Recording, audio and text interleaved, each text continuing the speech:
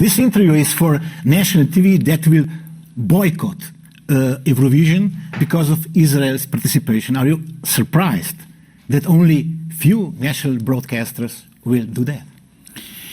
I'm not surprised.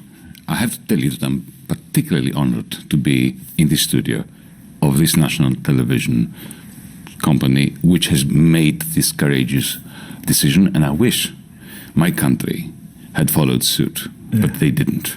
They say Europe failed in Gaza, but in reality it did not fail in Gaza. Europe financed genocide in Gaza, so genocide was a tremendous success.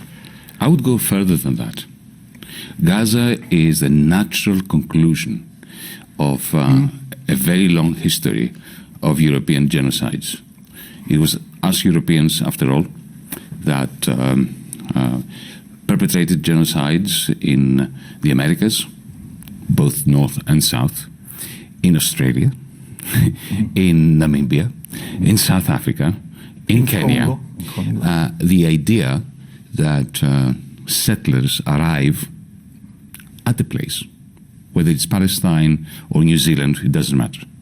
They look at the land and they say, I want this. Then they declare it terra nullius, a land without a people, for people without a land. That's also the Zionist slogan from the 19th century. It was Europeans who started the scourge of anti-Semitism, the pogroms against the Jews. Pogrom after pogrom after pogrom, both in East Europe and in West Europe, with, of course, the culmination in the Holocaust. So there is a long tradition of Europe being either explicitly implementing the policy of genocide or being complicit in it. The only thing that our European political leadership, if you can call it that, are regretting is that they didn't drive the genocide in Palestine. That they were sort of extras. Others were doing it, and they were simply being complicit with Ursula von der Leyen standing in front of the tanks of the IDF just before they invaded Gaza, without any authorization from any of us here in Europe, without even this being in her remit as President of the European Commission to effectively put her seal of approval on the impending genocide. But European complicity in genocide says it all about the state of the European Union. A couple of years ago, you said Europe will democratize or disintegrate. But recently you said, you went even further, European Union is less democratic than China. So Europe is losing it. There's no doubt about this. And I say, before anyone misinterprets what I'm saying as a kind of a feeling of feeling vindicated. I don't feel vindicated. I feel appalled and genuinely depressed because I'm a Europeanist. 10 years ago, you mentioned it, that slogan came together with DiEM25, our Democracy in Europe movement. And our intention was to bring Europeans together to avert this economic, political, and ethical collapse of Europe. And now it's happened. So there is no feeling of vindication here. There is just a feeling of duty that we should try to pick up the pieces of this disintegrating Europe. But in how deep economic, financial, political, social decline or slump is Europe? There's a paradox. We are a very rich continent. Our living standards are really very high. Still everybody is coming here. Everybody wants to come here. Not everybody. Lots of people want to come here. We are rich, but we are not viable. We cannot reproduce our whatever prosperity there is. Yes, but Green Deal 80% gone. Industry gone. Franco-German train gone. This was inevitable, and I'll explain why it was inevitable. But the fact of the matter is, we're a rich continent with poor people. 80% of the people out there cannot make ends meet. In a rich continent, this is a very vicious, a very toxic paradox, which is generating discontent, which is feeding the beast of neo-fascism and of racism, Islamophobia, anti-Semitism, just like in the mid-war period. And here comes the explanation, because our generation suffered our own 1929 in 2008. For me, 2008, I've been saying this now for years, was for us, for the people who are alive today, what 1929 was for the previous generation. Just like then, Wall Street collapses. Immediately after that, the European banks collapse. Our states essentially impose austerity on the majority and socialism for the bankers and big business, who get subsidized by the many. That causes discontent. The left fails to put forward a program that will inspire people. Yeah, social democracy died. And then in the end, the only people who benefit from that are the fascistic xenophobes who have a very simple solution: blame the other. The other could be the Jew, the German, the Greek, the Slovenian, the Roma, the somebody. A very simple solution, it's migration, it's the foreigner, it's the Islamist. So this is where we are. We are effectively repeating the mid-war period, not as a farce, but as a real tragedy. We are repeating literally, because here we have financial crisis, fascism, financial crisis, our liberal states becoming authoritarian and shifting the burdens to the many. Yeah, and death of social democracy. And then you have fascism. Local wars, and then the big one. Are we looking at the big one, another big one? Because we have everything is repeated. Thankfully, history does not always repeat itself in its entirety. Yeah. As they say, it rhymes. It doesn't necessarily repeat itself. But I'm asking you know why? Because this sequence we are talking about from 30, this is our invention, European invention. Fascism is European invention. Death of social democracy is a European invention. Death of social democracy is a European invention. World war is European invention. Yes. Well, the only good thing about Europe becoming so weak is that we can now not cause a world war, but we can be complicit in it. Yeah. You can see what's happening today as we speak in the Ukrainian killing fields. From day one, the political authorities of Europe have tried, they have done their best, they've really worked very diligently to ensure that there is no peace in Ukraine. Whenever there was a peace deal, remember in April 2022, Zelensky and Putin, through their representatives in Turkey, under the tutelage of Erdogan, reached an agreement. And the Europeans convinced Zelensky to back away from it. Now we have Trump, for his own reasons, he's pushing for a deal. And the Europeans, the only thing they're trying to do is to frustrate any peace process. Without having a plan for war, they don't even have a plan for war. Hitler had a plan for war. These idiots don't have a plan for war. They can't afford it. They don't want to fight it. They just want the Ukrainians to keep fighting. And they're trying to use Russian money to ensure that the Ukrainians carry on fighting it, because Europe has no plan either for peace or for war. We have become a combination of idiots and culprits. This is the image we Europeans are projecting to the rest of the world. This is what the Indians think of us, the Mexicans, not just Donald Trump and President Xi of China. This is what the Global South thinks of us. They look at the manner in which the Eurovision Song Contest is a very good example. Compare and contrast the magnificent stance of South Africa in the International Court of Justice, the wonderful case that these lawyers put forward on behalf of humanity, and what Europeans are doing. Even when, President Macron and Keir Starmer, the Prime Minister of Britain, recognized Palestine, you could see that was a very hypocritical move. They only recognized the state of Palestine to make sure that it never materializes. So the rest of the world looks at Europe as, in the same way that, North Europe looked at the Ottoman Empire as the sick man of the world, of world diplomacy. This is the repercussion of the 2008 crisis, which we never managed to face up to, and which we allowed to eat into the foundations, the moral foundations, financial foundations, economic foundations of Europe. But they say, the European elites, they say, Putin is Hitler. So if he's Hitler, why the NATO is not there in Ukraine fighting the Hitler? Good question. You see, this is a great hypocrisy. Because I say things like that in the public debates, I'm being branded by the pro-Ukraine madmen and women of this debate. I've been branded as Putin's handmaiden, as a Putin enabler. Now, I laugh when I hear that, because in 2001, a friend of mine and I, Jeremy Corbyn, you may remember him, he was a leader of the Labour Party, we protested in 2001 in London, and we were beaten up by the police. Whom were we protesting? Putin. We were outside the Russian embassy protesting Putin's crimes against humanity in Chechnya. Back then, the elites of Europe were treating Putin as their mate, as their friend, as their blue-eyed boy. Right? So when they turn around, look, it really is very simple.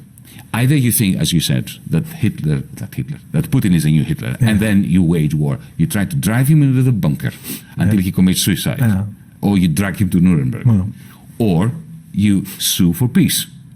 You can't do what they are doing and sleep easy at night. Yeah, why they didn't Hitler him when he was, killing thousands in Chechnya? Well, because, they are not interested in human rights. They proclaim human rights only when it suits their own, particularly anti-humanist agenda. And when it doesn't suit their agenda, they just take international law, human rights, bills of rights, and they place it in the garbage of history. This is why they can't even come. You see, I tell you what I think is the best sign of the state of play in Europe. Until a few years ago, they believed their rhetoric. When they said something, now they don't even believe their rhetoric. Now you can see that they're simply mouthing things. And I've had the privilege of talking to some of them over the last 10 years because I was involved in government, and I still speak to some of them. And now they admit completely and fully, when the cameras are not on, that they don't mean anything of what they say, and that they are in a state of complete panic. Because, think about it, why are they against peace in Ukraine? Because they have no idea of what to do when peace breaks out in Ukraine. Because they will have to pay 500 billion minimum, about 1,000 trillion for Ukraine. This is what America does. America starts a war somewhere and then makes other people pay for it. Or in the Gulf. When Bush invaded Iraq, the two Bushes invaded Iraq twice, then they made the Saudi Arabians and the Emiratis pay for their own army. So here we know that the reconstruction of Ukraine will be paid for by the European Union. That's not a bad thing. I'm not criticizing. I'm simply stating it as a fact. Well, they are bankrupt. They can't do it. As we speak, the European Union budget cannot cover its current expenditure. Okay, so they don't have the money to rebuild Ukraine. They don't have the money to pay for Ukraine's war effort. So all they're doing is they're trying to press an imaginary button that stops time. But you can't stop dying. All that you're doing is you're making sure that people are dying in Pokrovsk, in the Donetsk, on the battlefields of Ukraine.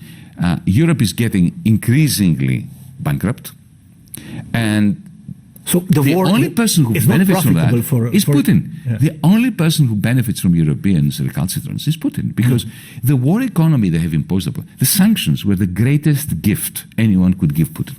And they don't realize that. Because you see, when they pulled out all their companies, McDonald's, IKEA, they pulled out of Moscow. You know what Putin did? He said to the oligarchs, okay, here's a deal. I'm going to give you IKEA in Russia. Take it for free, for 1 ruble. But you're not going to have your money in Switzerland. You keep your money here. And the profits that IKEA used to make and McDonald's used to make and used to go out of Russia now stay in Russia. So he has strengthened his economy through the sanctions.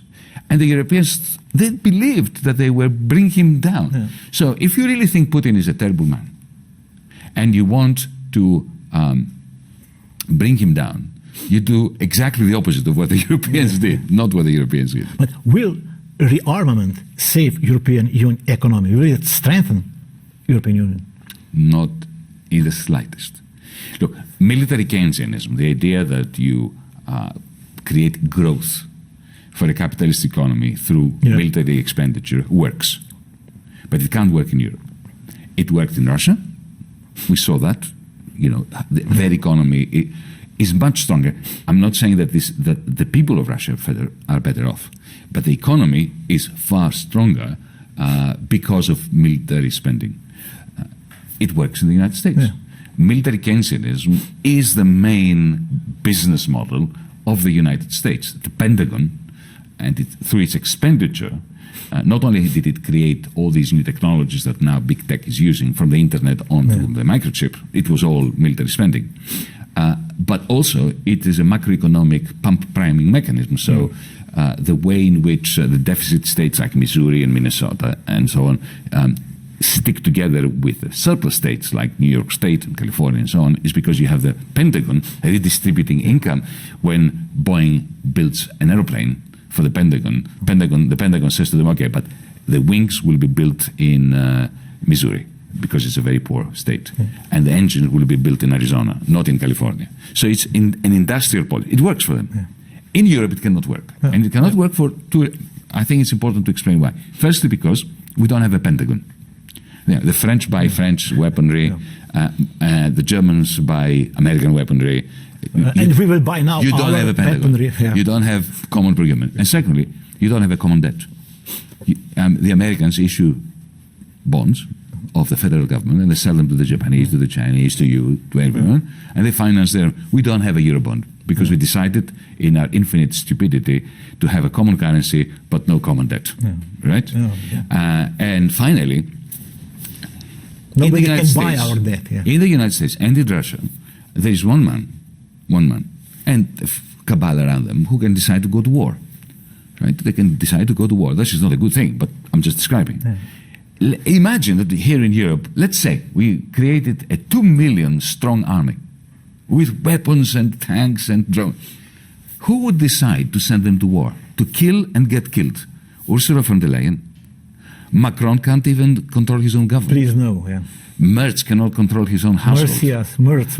We are a joke in terms of our political capacities as a European Union. So military Keynesianism is bunk. It's kaput. It's only a way of keeping Rheinmetall shareholders happy for another year. But very naive idea is behind. World doesn't want to drive our cars anymore. So maybe the world will drive now our tanks, our big guns. No, the world will not drive tanks. What happens is you are going to be made to pay for tanks that Slovenia and Greece and Italy we are going to buy and let in a field to rust. Because even the Ukrainians don't want our tanks because they're death traps. Right? The things that the Ukrainians want on the battlefield, we cannot produce. But you know what's the irony here? If the fascistic alternative for Germany wins in Germany, then fascists will get all those arms, all those weapons legally. It's terrifying, isn't it? I remember Margaret Thatcher repeated Clemenceau back in 1988, when she was against the reunification of Germany. She was asked, why, Mrs. Thatcher, are you against the reunification of Germany? Don't you like Germany? And she said, oh, I love Germany, but I love it so much I want two of them.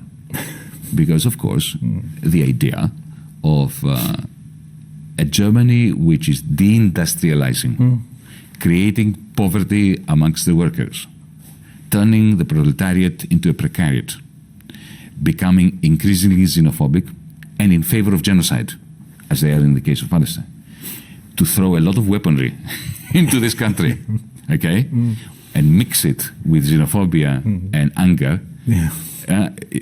This is a brew, this is a soup that you really do not want to eat. But you mentioned Ursula von der Leyen, Emmanuel Macron, Friedrich Merz. Do you think they're paving the ground for fascists? They think they are stopping fascism. They are so deluded. But you see, Was that not the case in the 1930s? Wasn't Hindenburg thinking that by giving the chancellorship to Hitler, he was diffusing him? This is exactly what Macron is doing in France. Macron thought he was having an election, and the RN party, Le Pen's party, is going to go up, and then it will fade, and he will have managed to stem the flow of the progress of the fascists. He's done exactly the opposite. Now we are going to have Bardella as the president of France, most likely. Okay, and who will have been the great enabler of the fascists in France? Emmanuel Macron. Because the limits, if I may paraphrase Wittgenstein, the limits of their rearming are the limits of their political imagination. Well, thankfully they have another limit too. Yeah. They can't afford it. Yeah, who will lend European 800 billion for rearmament? Oh, there are lots of rich people who are willing to lend, but at a very high interest rate. Interest rates are rising. If you look at the bonds that the European Union is selling. Yeah. So the thing is, look, we don't have a common debt. If we did have a common debt, they would be able to do it. And then it would have been a double-edged sword. We would be able to borrow in order to create good quality jobs for the green transition. That would have been a great thing. And of course, we would have been able to borrow in order to start another war. The only good thing about the fragmentation and disintegration of the European Union is that they will not succeed in building a large army. But in the process of trying, they will impoverish Europe a lot more, and the toxicity of our politics is going to hit the roof. Yeah. Europeans are protesting en masse in front of their local parliaments, but they should gather in front of European Parliament in Brussels, don't you think? Not really, because it's irrelevant. The European Parliament is a job creation scheme. There. The European Parliament is a job creation scheme for 600 and something MEPs and their teams. It's irrelevant. I can tell you from personal experience, when I was the finance minister and we were having very tense clashes behind closed doors that determined this terrible future of Europe, the European Parliament had no idea what was being discussed. They are like a rubber stamp. They are like a fig leaf. Europe was created in the 1950s as a cartel of big business. It was never created like other states, normal states have been. But by the way, was Europe a European project? Europe was an American project. It was designed in the United States. Europeans wanted to end the war between them. Yeah. We craved peace. We craved unity. Yeah. But the way in which the European Union was established was it was a design that comes. You can actually read the U.S. Congress reports. They were very clear in 1946, 1947. They will stop the French from destroying German industry. They will bring them together, and we will bind them together, not in a free market, but in a cartel of big business.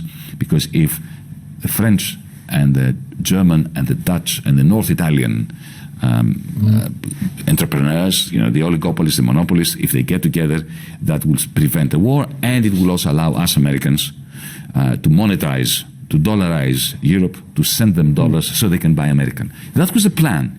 And it is no accident that the first name of the European Union is the European Communities of Coal and Steel. Yeah. It was a cartel.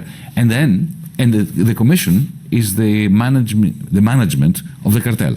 And then they added the European Parliament as a democratic embellage. As an illusion, yeah. As an illusion. Yeah. And it remains that. But funny, Americans liberated Europe and then stayed here like in Japan. Americans are Americans. Let's not generalize. The United States of America is a project for subjugating peoples. It begins in the east coast of the United States, and then it spreads to the west, conquering the Wild West, which is effectively taking over other people's land, claiming it as their own, creating divisions, and then exporting that model to the rest of the world when they overcame their isolationism.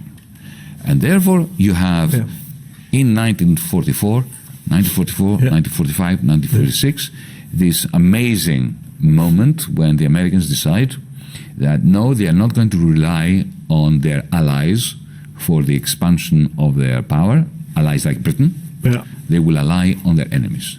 So they selected Germany and Japan because they were enemies, because they were so badly defeated, and because they knew that, firstly, they were industrial powerhouses, and secondly, they knew that the German and the Japanese establishment, the fascists and the monarchists in Japan, would be very grateful to them if instead of crushing them, they elevated them to the role of the two pylons on which American hegemony, global hegemony, would be standing.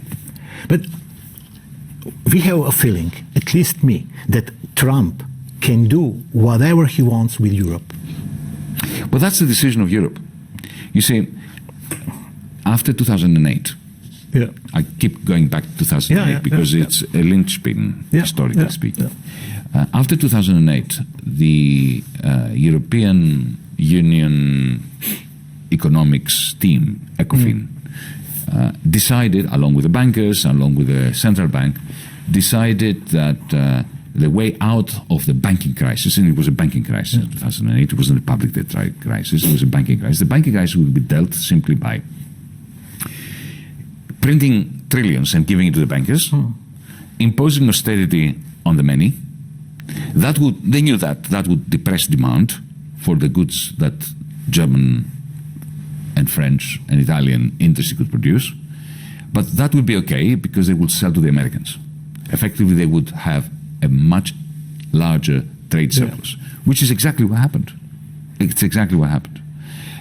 So they decided to become dependent for aggregate demand domestically, for jobs domestically, for the stability of this European Union, on becoming utterly dependent on the United States.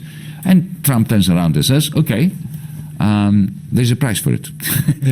And I will do whatever I want. I will wipe the floor clean with you. And you can see, he's imposing huge tariffs on them. He's forcing them to do away with digital taxes, which is a travesty. And they say, yes, master, yes, daddy, whatever you want. He humiliates them ritually. He goes to Scotland after Brexit to his golf club, and he has a president of the European Commission on her knees in his golf club saying, yes, master, what else do... He says, jump, and she says, how high? We have, I think, 1 minute, 2 minutes. Sure. So, friend, do we miss Angela Merkel in this situation? What I'd miss is a short space of time between 2010 and 2015, when there was somebody like Angela Merkel in a position of power who could do good things about Europe. She didn't do anything good about Europe. She destroyed Europe, and she destroyed Germany. But what I miss is the fact that there was one politician that at least had the power to make a difference. Today, none of them do. Today, they all resemble chickens that have been decapitated, and their bodies are running around, bleeding all over the place, and bringing the whole place down. At the end, why was Trump so fascinated by Zoran Mamdani? Trump loves power, and he appreciates power. So, for instance, who are his models? It's Putin, it's President Xi of China. He even had a bromance with the president of North Korea, right? Kim Jong-un. Because he appreciates people who don't bend over to him. And I think that, you know, this is perhaps the one lesson that our European leaders should learn. But there's another lesson here. Maybe anti-communists are even more fascinated by communism than communists themselves.